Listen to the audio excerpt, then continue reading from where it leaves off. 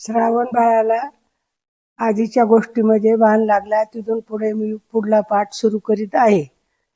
तर ते राजा पाणी घेऊन गेला तिथं. श्रावण बाळाचे आई वडील होते तिथं. तर त्यांना चाहूल लागली. त्यांना अंध होते ना, त्याच्यामुळं त्यांना दिसत नव्हतं. पण पाय वाजल्यामुळं ते म्हणे, का रे बाळा, का उशीर केला, काय झालं, रागावला का आमच्यावर? तर तसं काही नाही म्हणे. तो बोलतच नाही, काहीच गप्प राहिला.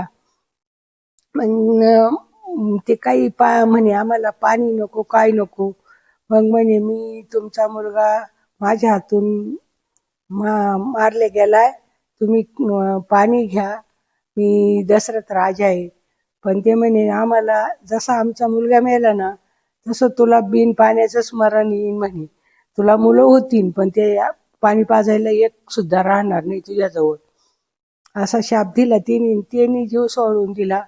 मग त्या दशरथ राजाने त्या श्रावण बाळाची, त्याच्या आईवडिलांची सगळं विधी करून लावलं, सगळं व्यवस्थित केलं.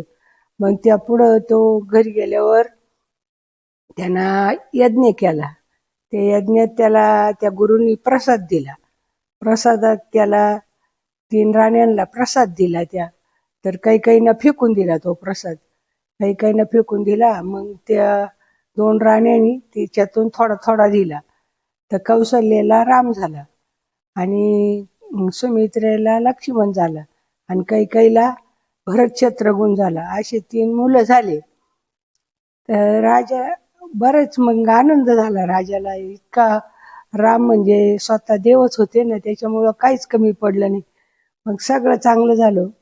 बरेच दिवस गेले, मग ते मोठे झाले. मग शिकायला गेले ते वाल्मिक ऋषींचे वाल्मिकच काय वशिष्ठ ऋषींच्या इथं शिक्षण झालं त्यांचं बरेचसं.